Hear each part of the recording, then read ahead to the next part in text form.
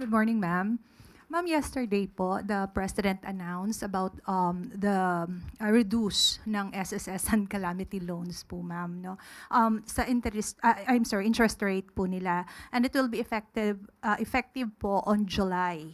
So, may you please expound further on this po, ma'am? And what does it mean for current and future borrowers?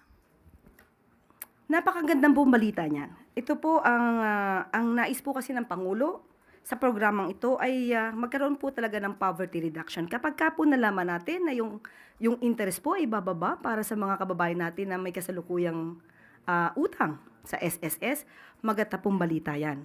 Para po kahit po yung kanilang kinikita o yung kanilang konting savings para maibayad, ay mababawasan yung kanilang pagbabayad sa kanilang mga utang dahil liliit po ang interest.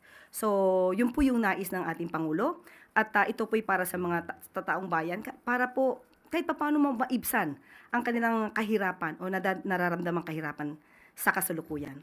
Kaya muli sasabihin natin, hindi po talaga kulay itim ang bansa.